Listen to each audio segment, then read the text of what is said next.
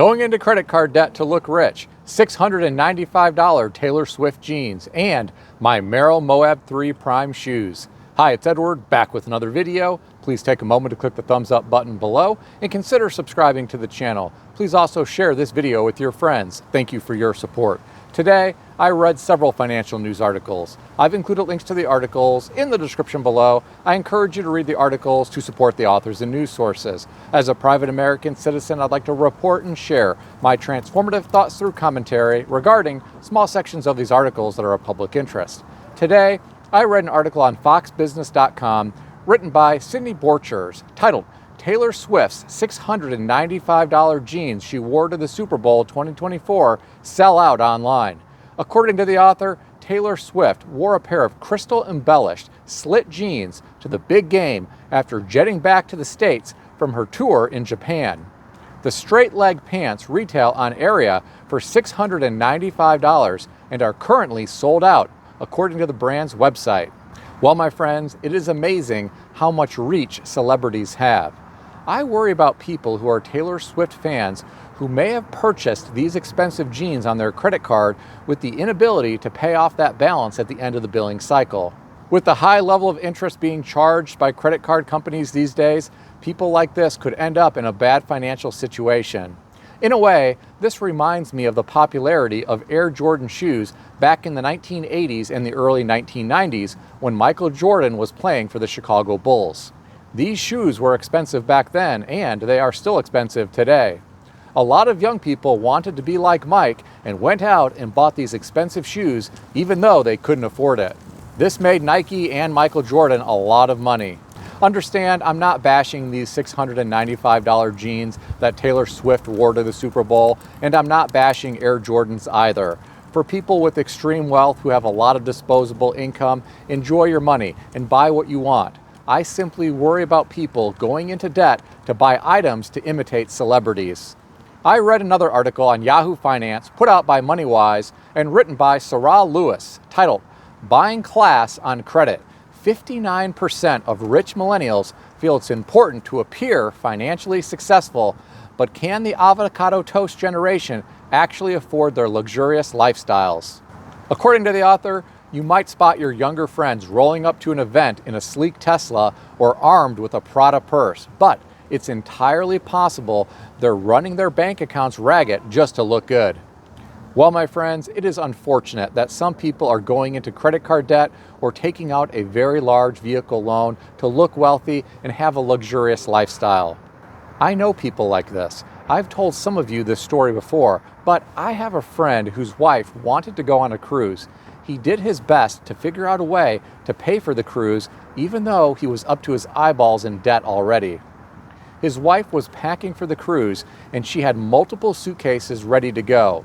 He asked her why she had so many suitcases, and she explained to him that one suitcase was completely full of designer purses. She said she wanted to have a different purse each day on the cruise. My friend asked her why, and she said she didn't want to be seen carrying the same purse 2 days in a row because that might make her look poor. She was very concerned about not looking poor, and I guess I can understand why, because they had a negative net worth. They had little to no savings or retirement, but they had 2 newer vehicles in the garage with vehicle loans, a large mortgage, credit card debt, student loan debt, furniture store debt, and he had some gambling debt owed to a bookie. If you are poor, just embrace it. Life is tough, and I think everyone realizes that. Just be authentic and do your best to overcome your financial situation by working hard, living beneath your means, and investing strategically for the future. Don't try to be hood rich like Birdman and Manny Fresh from that famous song, I'm Still Fly, put out by the Big Timers in 2002. They were driving around in their new Mercedes E-Class with a quarter tank of gas, and they had all their money in their mama's name. That song was supposed to be funny and not directions for how to live your life.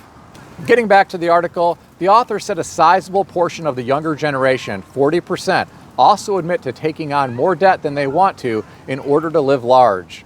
Well, my friends, I have to wonder why. Is television to blame? Is social media to blame? Are celebrities to blame? Is peer pressure at school to blame? Why do young people go into debt in order to live large? I just don't understand this. I'd much rather have financial security and financial freedom instead of living large. Look at me. I'm wearing ties from Goodwill and still driving a 2004 Toyota Camry with 397,500 miles on it.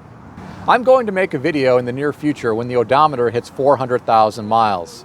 The author of this article referenced a Wells Fargo study that found 41% of affluent millennials are funding their lifestyles with credit cards or loans, in comparison to 28% of Gen Xers and 6% of baby boomers, a tactic that can become particularly dicey during a time of high borrowing costs.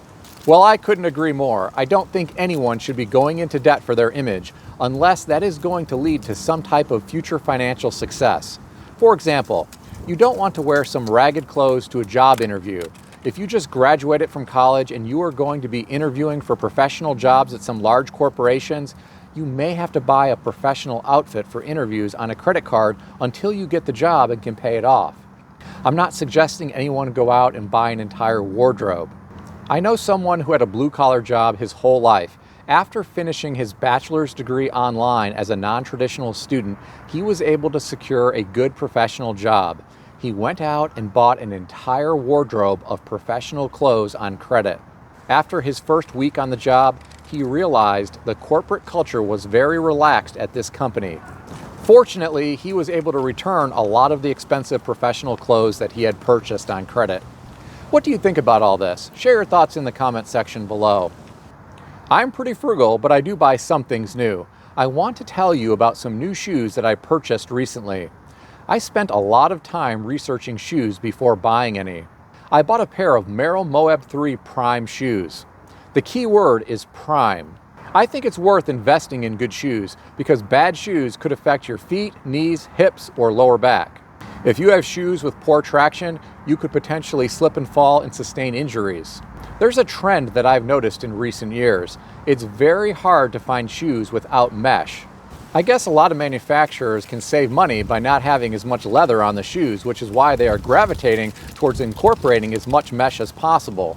I had a pair of shoes with a lot of mesh, and I had that mesh tear in the past. Once I was climbing up a ladder, and there were some metal burrs on that ladder, which ended up snagging my shoes and tearing that mesh. The shoes were still wearable, but they looked terrible. I wanted a pair of shoes that were all leather, waterproof, and had a Vibram sole. Vibram makes some quality soles for a variety of different footwear companies. I paid approximately $65 for a pair of Merrell Moab 3 Prime shoes.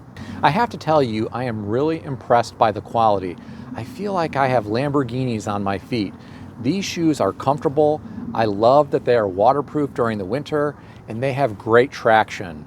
I also like the fact that the laces are very nice and thick. Merrell did not go cheap when manufacturing these shoes. The leather has been wearing very well. I like these shoes so much that I bought a second pair.